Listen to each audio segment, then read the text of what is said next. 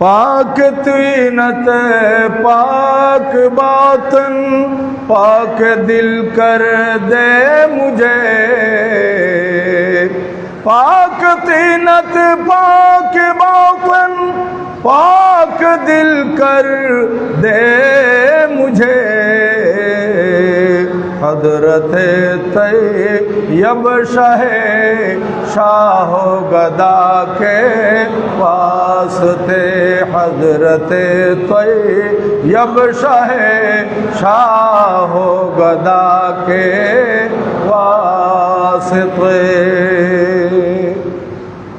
उपस्थित শ্রদ্ধাভাজন আরাকিন আঞ্জুমানে রহমানি আহমদিয়া সুন্নিয়া ট্রাস্ট বাংলাদেশ, মোহতরম মোতওয়াল্লি ও আরাকিন অত্র জামে মসজিদ কমিটি, আরাকিন মেম্বরান গাউসিয়া কমিটি বাংলাদেশ এবং আমার প্রিয় এলাকা নাজিরপাড়া তথা দূর দূরান্ত থেকে পবিত্র মাহে জিলহজ্জাতুল হারাম শরীফের দ্বিতীয় জুমা আদায় করার মানুষে এই বুজুর্গ মসজিদে জমায়েত হওয়া পরম শ্রদ্ধাভাজন মুসল্লিয়ানে কেরাম, বেরাদারান ইসলাম, আহবাবে তরিকত, পর্দার আড়ালে ওয়াজ ও নসিহত শ্রবণ করার লক্ষ্যে উজু কালাম করে অপেক্ষমান পর্দানসীন মা ও বোনেরা, বিশেষ করে যারা লাইভে আছেন, কাছের দূরের দেশের প্রবাসের সম্মানিত দর্শক শ্রোতা, আমি আপনাদের প্রতি আবারও মাসনুন সালাম পেশ করছি। আসসালামু আলাইকুম ওয়া রাহমাতুল্লাহি ওয়া বারাকাতুহু। মহান রব্বুল আলমিনের আলিশান দরবারে লক্ষ কোটি শুকরিয়া। সরকারে দু জাহাঁ বায়সে কৌন মকা আরওয়াহুনা ফিদাহু সাল্লাল্লাহু তাআলা আলাইহি ওয়া আলা আলিহি ওয়া সাহবিহি ওয়া সাল্লামার নূরানি দরবারে দরুদ ও সালামের হাদিয়া তোহফা নজরানা পেশ করার পর আপনাদের শুকরিয়া আদায় করতেছি। বড় ভক্তি, মহব্বত, আন্তরিকতা এবং এখলাস নিয়ে পবিত্র জুমার নামাজ আদায় করার মানুষে সমাবেত হয়েছেন কিংবা হতে চলেছেন। আল্লাহ জাল্লা ওয়া আলা আমাদের প্রত্যেকের উপস্থিতিকে কবুল আর মঞ্জুর করুন। সবাই বলুন আমিন। সম্মানিত হাজিরিন, এখনও আইয়ামে উদহিয়া কোরবানি দিবস চলতেছে। আজকে পবিত্র কোরবানির দ্বিতীয় দিবস। আজকেও অনেক ভাইয়েরা আল্লাহর নামে পশু কোরবানি দিতেছেন। হয়তো কেউ আগামীকাল পর্যন্ত দিবেন। আগামীকাল সূর্যাস্তের আগ পর্যন্ত 3 দিন কোরবানি দেওয়া যায়।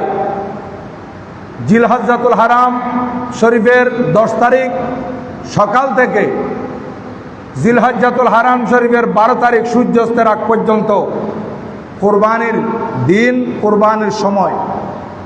সেখানে 3 দিন 2 রাত। প্রিয় উপস্থিতি, আজ আমি আপনাদের খেদমতে তাকওয়া এবং হুজুর কেবলা গৌসে জামা আল্লামা হাফেজ কারি সৈয়দ মোহাম্মদ তৈয়ব শাহ আলাইহির রহমা নিয়ে কিছু আলোচনা করার ইচ্ছা পোষণ করেছি। একদিকে তাকওয়া, যে আল্লাহ পাক সুবহানাহু ওয়া তাআলা যে বলেছেন তোমাদের তাকওয়া আল্লাহর কাছে পৌঁছায়। এই তাকওয়া জিনিসটা কি, এ সম্পর্কে আলোচনা হবে।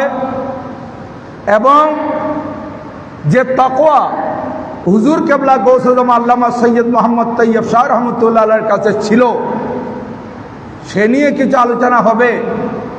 আমি পবিত্র কালামুল্লাহ শরীফের 6তম পারা 5 নম্বর সূরা মায়েদার 27 নম্বর আয়াতের শেষ অংশ আমি তেলাওয়াত করেছি, যেখানে মহান রব্বুল আলামিন ইরশাদ করেন, ক্বাল ইন্নামা ইয়াতাকাব্বালুল্লাহু মিনাল মুত্তাকিন।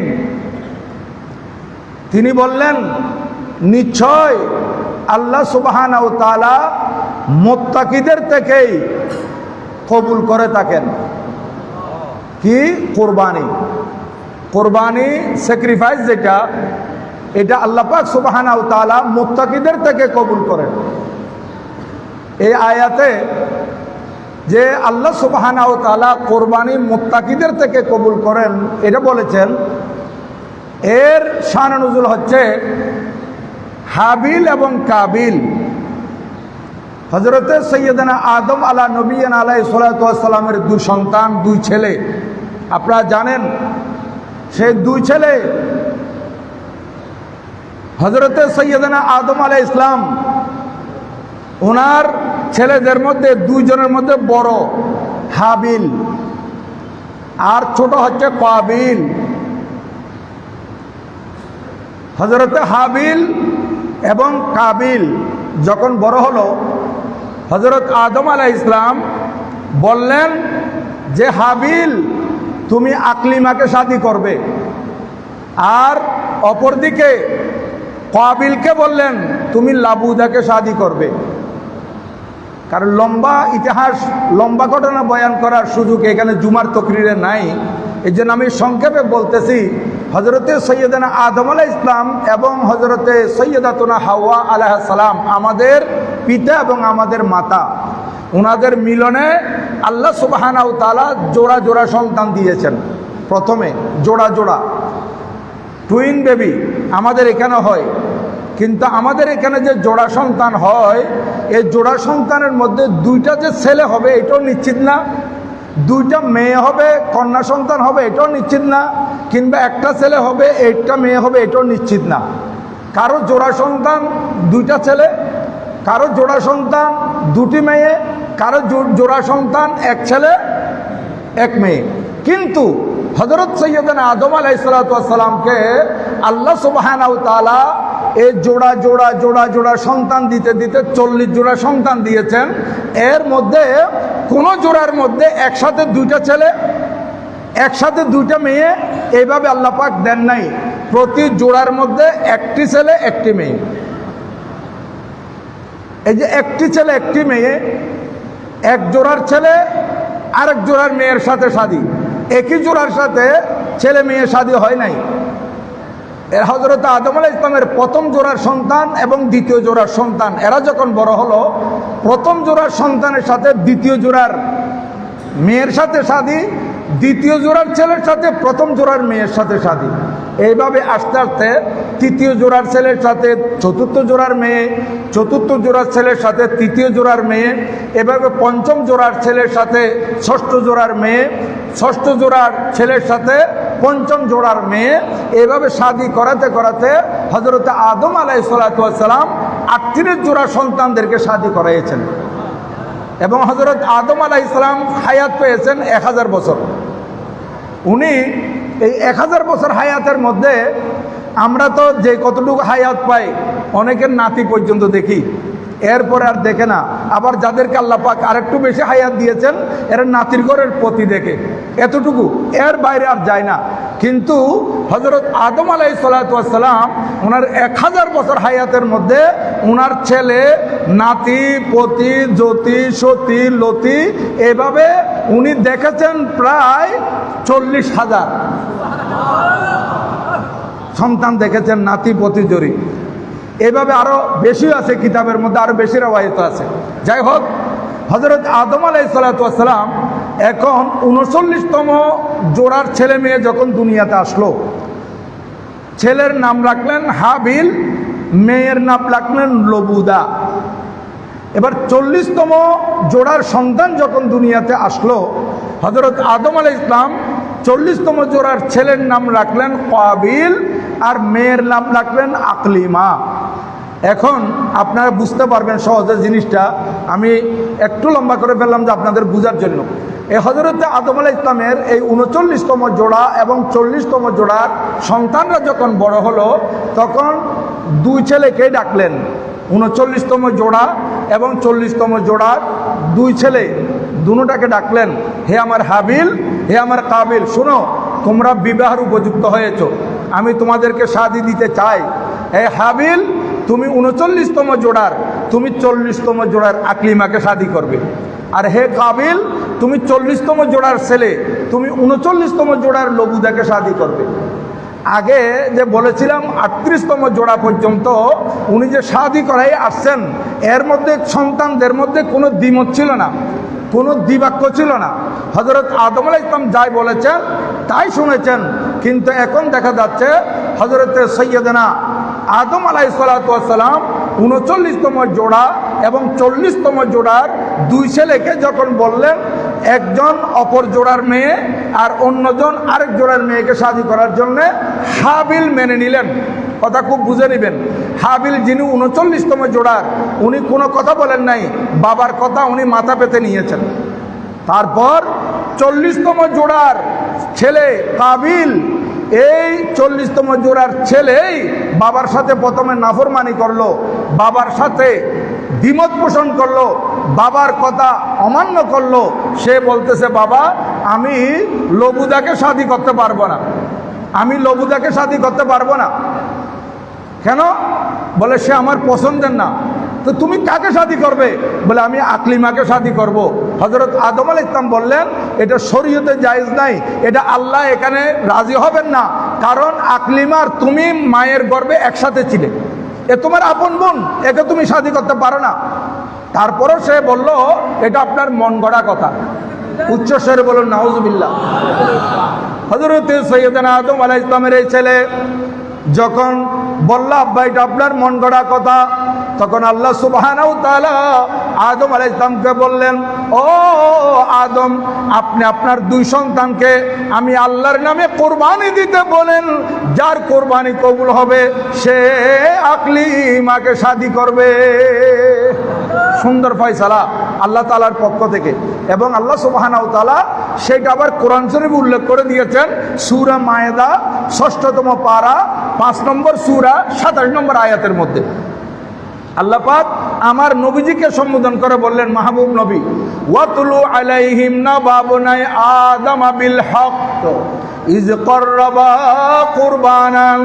এই কোরবানি শব্দ এসে গেছে, দেখেন কোরবানিটা আরবি শব্দ।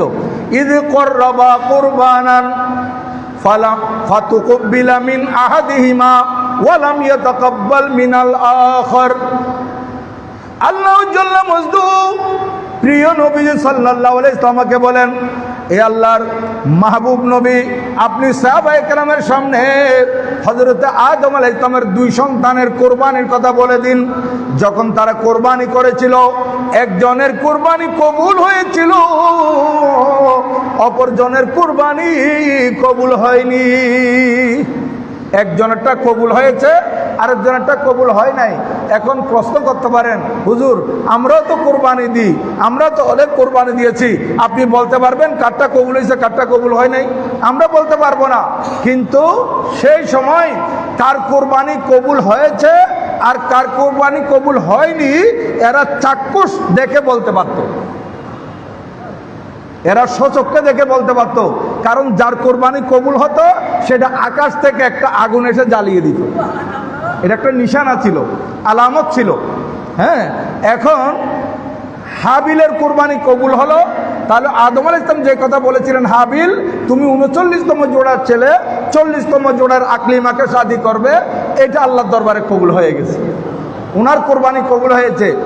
আর যে ছেলে নিজের আপন বোনকে শাদী করার কথা বলেছে পছন্দ হওয়ার কারণে, যেটা আদম আলাইহিস সালাম নিষেধ করেছেন, সেটাই আল্লাহ পাক সুবহানাহু ওয়া তাআলা সেই নিষেধের উপরেই এই যে কোরবানি কবুল করেন নাই, তার কোরবানি কবুল হয় নাই। এখন সে কি বলল? সে নিজের আপন ভাইকে বলতেছে, ক্বালা লা আকতুলান্নাক, আমি তোমাকে খুন করব। দেখেন এই খুনের কোন থেকে আসতেছে? এ সর্বপ্রথম নিজের ছোট ভাই বড় ভাইকে খুন করার কথা বলেছিল আদম আলাইহিস সালামের 40তম জোড়ার ছেলে কাবিল 39তম জোড়ার ছেলে হাবিলকে বলেছিল লা আকতুলান্নাক, আমি তোমাকে খুন করব। কারণ সে যদি বড় ভাইকে খুন করে দিতে পারে তাহলে আকলিমাকে শাদী করে ফেলতে পারবে, কারণ বড় ভাই তো চলে গেল দুনিয়া থেকে। এখন সে বলছে আমি তোকে খুন করব, খুনের হুমকি দিল। বড় ভাই কি বলল? যেখানে সহজ সরল, ক্বালা ইন্নামা ইয়াতাকাব্বালুল্লাহু মিনাল মুত্তাকিন। হযরতে হাবিল বললেন, ও ভাই তুমি আমাকে হত্যার হুমকি দিচ্ছ কেন? শুনো শুনো শুনো, আল্লাহু জাল্লা মজদুহু কুরবানি কার থেকে কবুল করে দেখো। আল্লাহ পাক সুবহানাহু ওয়া তাআলা কুরবানি কবুল করেন যাদের অন্তরে তাকওয়া থাকে। যাদের অন্তরে তাকওয়া থাকে তাদের থেকে আল্লাহ পাক কুরবানি কবুল করেন। তোমার অন্তরে তাকওয়া নাই, কারণ তুমি তোমার মায়ের গর্ভে থাকা আপন বোনকে যখন শাদী করতে চেয়েছো, তাহলে তো বুঝে গেল তোমার কলবে কি নেই, তাকওয়া নাই, খোদাভীতি নাই। তোমার অন্তরে যদি খোদাভীতি থাকতো তাহলে তুমি এই কথা বলতে পারতে না। আল্লাহ পাক সুবহানাহু ওয়া তাআলা কুরবানি কবুল করেন মুত্তাকিদের থেকে। তাহলে সেই ধারাবাহিকতায় এখন নয়, বরং কিয়ামত পর্যন্ত কুরবানি কবুল হবে মুত্তাকিদের থেকে। এবং যাদের কুরবানি আল্লাহ সুবহানাহু ওয়া তাআলা কবুল করবেন, যাদের কুরবানি আল্লাহ সুবহানাহু ওয়া তাআলা কবুল করবেন, যাদের কুরবানি আল্লাহর দরবারে কবুল হবে, তারাই একমাত্র কামিয়াব হবে। যাদের কুরবানি আল্লাহ পাক কবুল করবেন, তাদের জীবনের গুনাহ মাফ হয়ে যাবে। কুরবানি কবুল হলে ফায়দা কি জানেন? জীবনের পিছের সব গুনাহ মাফ একসাথে, যার কুরবানি কবুল হয়ে গেছে। তাহলে দেখেন কুরবানি কাদের থেকে কবুল হয়? যাদের অন্তরে তাকওয়া আছে। আবার এইটা তো বললাম সূরা মায়েদার 27 নম্বর আয়াত। আবার আমরা সূরা হজের মধ্যে যদি যাই, সূরা হজ এটা হচ্ছে 17তম পারা, এটা সূরা নম্বর হচ্ছে 22, এটা 37 নম্বর আয়াত যদি আমরা দেখি, আল্লাহ সুবহানাহু ওয়া তাআলা ইরশাদ করেন, লা ইয়ানালাল্লাহা লুহুমুহা ওয়ালা দিমাউহা ওয়ালাকিন ইয়ানালুহুত তাকওয়া মিনকুম। এই বান্দা, তোমাদের কুরবানিকৃত পশুর গোশত এবং রক্ত আল্লাহর কাছে পৌঁছায় না। লা ইয়ানালাল্লাহা লুহুমুহা ওয়ালা দিমাউহা। দেখেন আমার আল্লাহ বলেন, তোমরা যে পশু কুরবানি দিচ্ছ, তোমাদের পশুর রক্ত মাটিতে নালা নর্দমায় গড়িয়ে যাচ্ছে, নালা নর্দমায় গড়িয়ে পড়তেছে, আর গোশত তোমাদের পেটে যাচ্ছে। তাহলে আমার কাছে কি পৌঁছাইলো? গোশত তোমাদের কাছে, রক্ত নালা নর্দমায় গড়িয়ে পড়লো, ছড়িয়ে গেল। আর এদিকে বান্দা, তোমার কোরবানির ভিতর দিয়ে আমি শুধুমাত্র চাই তোমার তাকওয়া। তোমাদের অন্তরের মধ্যে তাকওয়া আছে কিনা? এখন তাকওয়া জিনিসটা কি? এই যে আমি বারবার তাকওয়া তাকওয়া তাকওয়া বলতেছি, অনেকের মধ্যে প্রশ্ন আসতে পারে, হুজুর তাকওয়া কি? এটা তো আমরা বুঝতে পারলাম না, খালি তাকওয়া তাকওয়া বলতেছেন। এই তাকওয়ার ব্যাপারে হযরত সৈয়দনা ওমর ইবনুল খাত্তাব রাদিয়াল্লাহু তাআলা আনহু নবীজির আরেকজন সাহাবী হযরতে উবাই বিন কাব রাদিয়াল্লাহু তাআলা আনহুকে জিজ্ঞাসা করেছিলেন, এই উবাই বিন কাব রাদিয়াল্লাহু তাআলা আনহু তাকওয়া কাকে বলে? দেখেন ইসলামী জাহানের দ্বিতীয় খলিফা, অর্ধ জগৎ যিনি শাসন করেছেন, হযরতে সৈয়দনা উমর আল ফারুক রাদিয়াল্লাহু তাআলা আনহু, উনি জিজ্ঞাসা করেছেন আরেকজন সাহাবীর কাছ থেকে। তখন ওই সাহাবী পাল্টা প্রশ্ন ছুড়ে দিলেন। উনি তাকওয়ার উত্তর না দিয়ে ফারুক আজম রাদিয়াল্লাহু তাআলা আনহুকে ফার্দার প্রশ্ন করে বসলেন, হুজুর আমি আপনার কাছে একটা প্রশ্ন করতে চাই। বলেন কি প্রশ্ন আপনি করতে চান বলেন। তিনি বলেন, হুজুর আমি প্রশ্ন করতে চাই, আপনি কাঁটাযুক্ত গাছের বাগান দেখছেন? কাঁটাযুক্ত কাঁটাদার গাছের জঙ্গল দেখছেন আপনি? বলে হ্যাঁ দেখছি। কোনো সময় সেখানে গেছেন? বলে গেছি। বা উনি বললেন যে এই কাঁটাদার গাছওয়ালা জঙ্গল, কাঁটাদার গাছওয়ালা বাগান, এখানে যদি কেউ যায় তাহলে কিভাবে যাবে বলেন? কিভাবে চলাফেরা করবে? সেখানে কিভাবে হাঁটবে? আপনি একটু বলেন।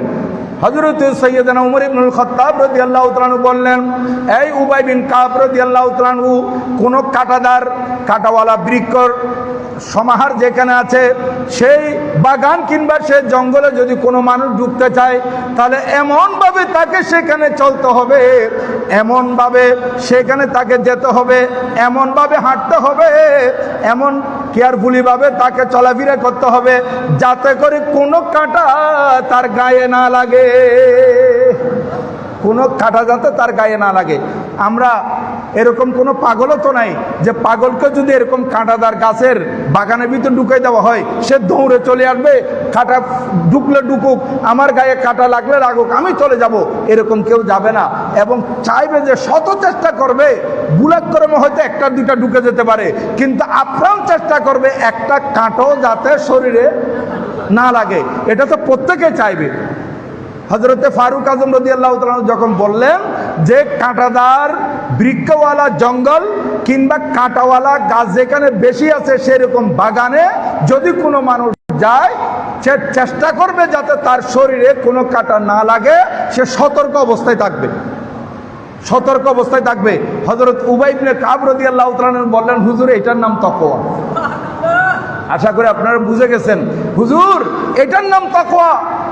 দেখেন তাহলে আমাদের সমাজে আমরা যে বসবাস করতেছি, এই বসবাসযোগ্য পৃথিবীর মধ্যে কত শত শত অপরাধের কাঁটা আছে। এগুলো সব কাঁটা। মনে করতে হবে মানুষ মিথ্যা বলে, সে মিথ্যা বলে কামিয়াব হয়ে গেল কিছুক্ষণের জন্য, নয়, তার গায়ে মিথ্যার কাঁটা ফুটছে, তার গায়ে মিথ্যার কাঁটা লাগছে। একজন আরেকজনকে হিংসা করছে, এই হিংসা যে করলো সে কামিয়াব হয় নাই, সে কিছুক্ষণ হিংসা করে মনে শান্তি দিল, নয়, সে তার শরীরের মধ্যে হিংসার একটা কাঁটা ঢুকিয়ে দিল। একজনের সুদ গ্রহণ করছে, সে বলতেছে আমি যখন সুদ খাইলাম আমার টাকা, এই সুদের কারণে যে 1000-এ আমি 10 টাকা লাভ, 1000-এ 100 টাকা পাইলাম, 1 লাখ টাকায় আমি মাসে 2000 টাকা 4000 টাকা পাইতেছি, মনে করতেছে আমার টাকা বেড়ে যাচ্ছে। আরে নয়, আর যে ব্যক্তি সুদ গ্রহণ করছে তার শরীরের মধ্যে সুদের একটা নাপাক কাঁটা ঢুকে গেছে।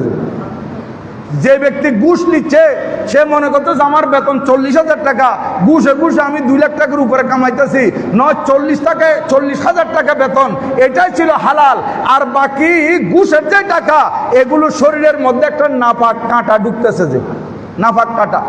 এরকম আমাদেরকে বুঝতে হবে যাতে আমাদের এই শরীরের মধ্যে কোনো ধরনের কাঁটা, অন্যায়ের কাঁটা, নাপাকের কাঁটা, অপরাধের কাঁটা আমাদের শরীরে না লাগে। এভাবে যদি আমরা চলতে পারি, এটার নাম হচ্ছে তাকওয়া।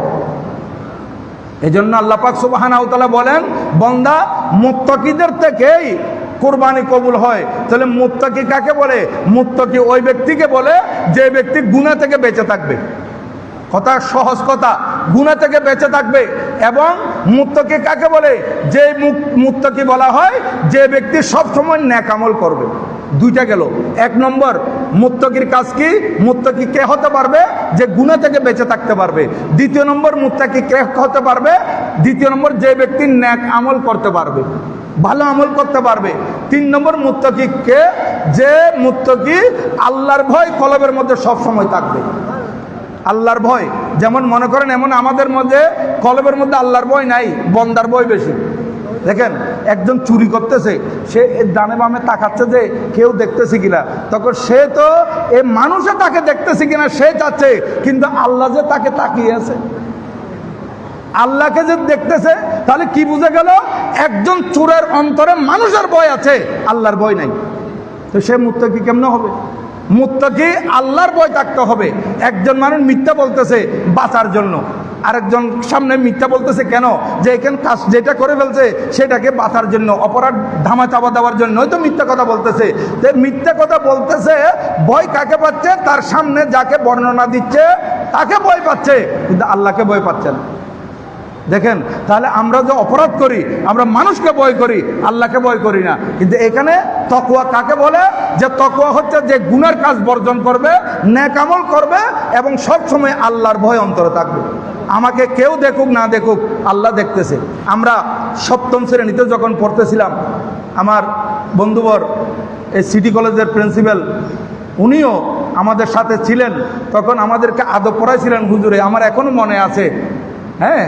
আর রজুলু ওয়া তুফাহা, একজন মানুষ এবং এই একটা ফল, তুফাহ আপেল বা ফলের গাছ, এটা এই আসারেক ওয়া ইবনুহু, সরি প্রথম যেটা বলছি এটা ভুল, আসারেকু ওয়া ইবনুহু, চোর এবং তার ছেলে, চোর এবং তার ছেলে। আমার এখনো মনে আছে। এখন চোর বেটা মানুষের বিলে যে চাষ করা হয়েছে ওখানে আলু উঠছে, আলু চুরি করার জন্য গেছে, তার ছেলেকে আইলের মধ্যে দাঁড় করে রাখছে, বলতেছে তুমি ডানে বামে দেখবে, কোনো মানুষ দেখলে আমাকে বলবে আব্বা দেখতেছে, মানুষ দেখলে আমাকে সতর্ক করবে। ছেলেকে আইলের মধ্যে দাঁড় করাই দিয়ে সে ওই আলু চুরি করার জন্য খেতে নামছে। নামতেই যখন আলু ধরলো তখন ছেলে বলতেছে আব্বা দেখতেছে, আব্বা দেখতেছে। তাড়াতাড়ি হাত উঠে ফেললো আলু থেকে, বলছে কই, আমি তো কোনো মানুষ দেখতেছি না। কে দেখতেছে? বলে আল্লাহ দেখতেছে। দেখেন এটার নাম হচ্ছে তাকওয়া। আল্লাহ দেখতেছে, এই ভয় যদি মানুষের অন্তরে থাকে, মানুষ কোনোদিন অপরাধ করতে পারবে? কোনোদিন পারবে না। এই একটা জিনিস মানুষ যদি কলবের মধ্যে ধারণ করতে পারে, তাকওয়া, এই আল্লাহর ভয়, গুনার কাজ বর্জন, নেক আমল করা, এই তিনটা জিনিস যদি মানুষের মধ্যে আসে, সেই মানুষ ওলি হয়ে যাবে। আজকে এই গুনাহ বর্জন, নেক আমল করা এবং আল্লাহর ভয়, এটা যদি আমরা দেখি, আমার গৌসুজমা হুজুর কেবলা সৈয়দি সনদি মুর্শিদ আল্লামা সৈয়দ মোহাম্মদ তৈয়ব শাহ রহমতুল্লাহ আলাইহির জীবন যদি দেখা যায়, সম্পূর্ণ উনি তাকওয়ার উপর অবস্থান করেছেন, সম্পূর্ণ তাকওয়া। আল্লাহর ওলিগণ, প্রত্যেকটা ওলির মধ্যে তাকওয়া আছে। তো তাকওয়া না হলে ওলি কেমনে হবে? তাকওয়া তো থাকতেই হবে।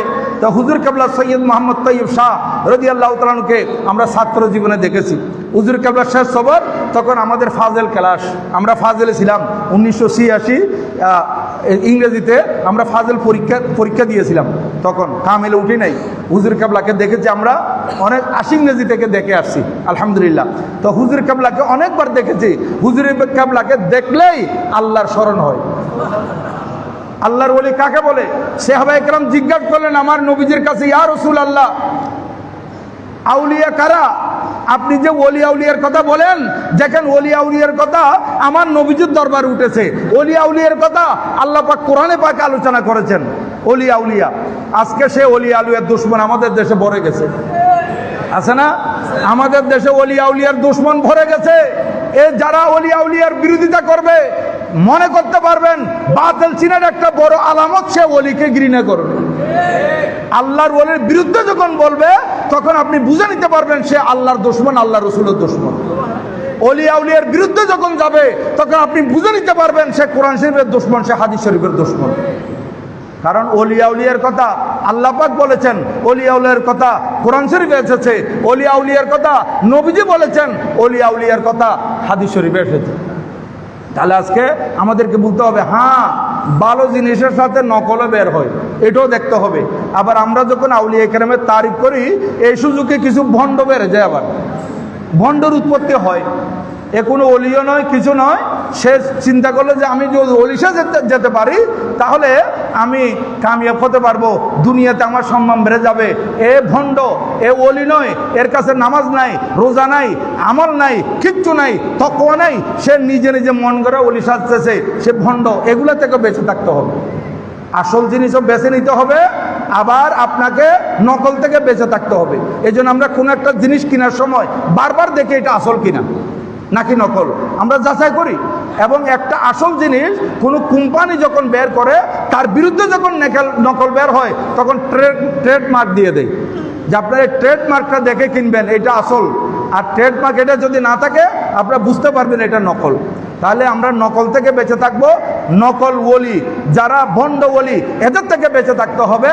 এবং যারা হক্কানি রব্বানি ওলি, তাদের অনুসরণ করতে হবে।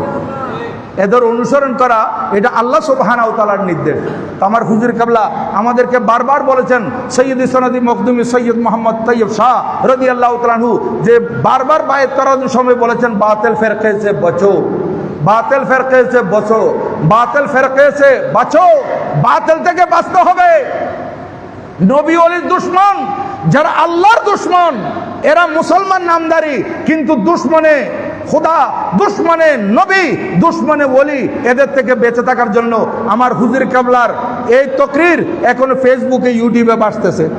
আপনারা দেখবেন যে হামারা রাস্তা আলাগ হে, উনকা রাস্তা আলাগ হে। হুজুর কেবলা স্পষ্ট বলে দিয়েছেন, আমাদের রাস্তা একটা, ওদের রাস্তা আর একটা। ওরা ওদের রাস্তায় চলবে, আমরা ওদের রাস্তায় চলবো না। কারণ ওদের রাস্তায় চললে ওই গুমরা হয়ে যাব।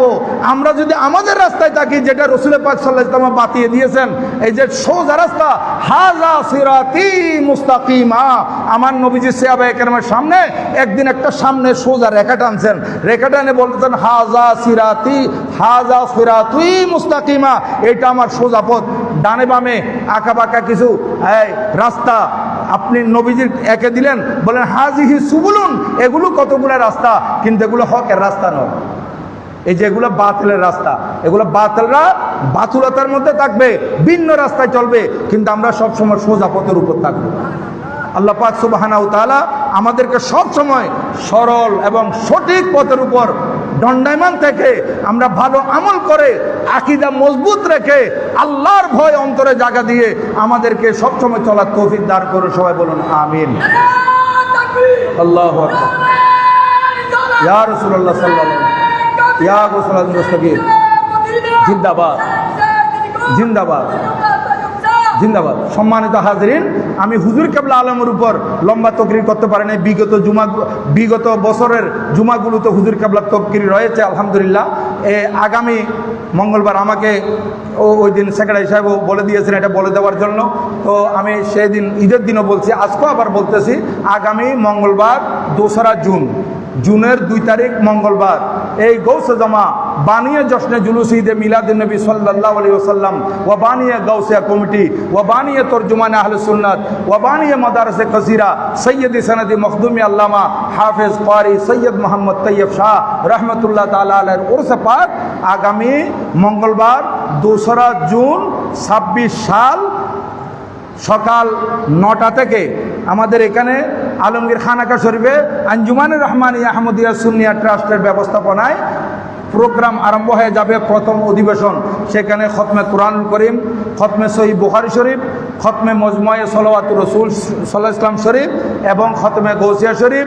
এরপর হুজুর কেবলার জীবন ও কর্মের উপর উলামা একরাম সংক্ষিপ্ত আলোচনা করবেন। তারপর মিলাদ কিয়াম সালাতু সালাম হবে, জোহরের নামাজ হবে, আখিরি মোনাজাত হবে, তবরক বিতরণ হবে। এটা হচ্ছে প্রথম অধিবেশন। আবার দ্বিতীয় অধিবেশন হচ্ছে আমাদের এশিয়া খ্যাত দ্বীনি প্রতিষ্ঠান চট্টগ্রাম জামিয়া আহমদিয়া সুন্নিয়া কামিল মাদ্রাসার শিক্ষার্থীদের বিভিন্ন ভাষার উপর হুজুর কেবলার জীবনী আলোচনা, আরবি, ইংরেজি, বাংলা, উর্দু, ফার্সি বিভিন্ন ভাষায় আমাদের এই ছেলেরা আলহামদুলিল্লাহ কত সুন্দর তকরির করে হুজুর কেবলা আলমের জীবন কর্ম করামতের উপর তারা ভাষা তকরির করবে। এরপর আসর পর্যন্ত, আসরের নামাজের পর থেকে মূল অধিবেশন একেবারে মাগরিব থেকে শুরু করে, আসর থেকে শুরু করে মাগরিব এশা পর্যন্ত মূল অধিবেশন, যেটা তৃতীয় অধিবেশন চলবে। সেখানে আলহামদুলিল্লাহ আমাদের আহলে সুন্নাত ওয়াল জামাতের স্বনামধন্য উলামা একরামদেরকে আঞ্জুমানের পক্ষ থেকে দাওয়াত দেওয়া হয়েছে। জামিয়া শিক্ষকগণ যারা ভালো বক্তা এদেরকে নোটিশ দেওয়া হয়েছে, ওনাদের কাছে দাওয়াতনামা পৌঁছানো হয়েছে। ওনারা আলহামদুলিল্লাহ হুজুর কেবলা আলমের জীবন কর্ম করামতের উপর সুন্দর আলোচনা করবেন এবং অতিথি যাদেরকে আঞ্জুমানের পক্ষ থেকে দাওয়াত দেওয়া হয়েছে এই অতিথিগণ তশরিফ আনবেন, ওনাদের আলোচনা হবে। তো সেই দিন হুজুর কেবলার অনলাইনে আলহামদুলিল্লাহ এই প্রোগ্রাম এটা তো থাকবে। হুজুর কেবলা অনলাইনে আমাদের জন্য দোয়া করবেন এবং আমাদের জন্য তাকরির করবেন। আপনারা প্রত্যেকে যত সময় চলে আসবেন এবং আপনারা যে হাদিয়াগুলো দিচ্ছেন আলহামদুলিল্লাহ জামিয়ার ময়দানে আপনাদের হাদিয়াগুলো দাঁড়িয়ে আছে, দেখলে মন জুড়িয়ে যায়। আপনারা অনেকেই আমাদের গৌসিয়া কমিটির বিভিন্ন শাখা, আমি এই মাঠে গেলে দেখি যে ভাইয়ারা আসতেছে, গরু নিয়ে আসতেছে, হাদিয়া নিয়ে আসতেছে এবং আমিও কয়েকটা দেখছি, আমাকে দেখাইছে, আমি দোয়া করছি। এভাবে আপনারা হাদিয়া দিচ্ছেন, হুজুর কেবলা রুহানি ফুয়ুজাত আপনারা হাসিল করতে পারবেন, আল্লাহ এবং আল্লাহ রাসূল সাল্লাল্লাহু আলাইহি ওয়াসাল্লামের রাজামন্দি হাসিল করতে পারবেন। আপনারা এইভাবে হাদিয়াগুলো দিচ্ছেন, এগুলো উরসে পাকে যে সমস্ত ভাইয়ের আসবে তাদের জন্য তবরুক হিসেবে ব্যবস্থা হবে। আল্লাহ পাক সুবহানাহু ওয়া তাআলা আমাদেরকে এই হুজুর কেবলা গৌসে জামা সৈয়দ মোহাম্মদ তৈয়ব শাহ রহমতুল্লাহ আলাইহির রুহানি ফুয়ুজাত হাসিল করার জন্য আমাদেরকে তৌফিক দান করুন এবং এই উরসে পাকে স্বতঃস্ফূর্তভাবে যোগদান করে আমাদেরকে হুজুর কেবলা আলমের রুহানি ফুয়ুজার সাথে সাথে আল্লাহ সুবহানাহু ওয়া তাআলা এবং তার প্রিয় হাবিব সাল্লাল্লাহু আলাইহি ওয়াসাল্লামের রাজামন্দি হাসিল করার তৌফিক দান করুন। আমিন। ওয়া মা আলাইনা ইল্লাল বালাগ। ওয়া আসসালামু আলাইকুম ওয়া রাহমাতুল্লাহি তাআলা ওয়া বারাকাতুহু।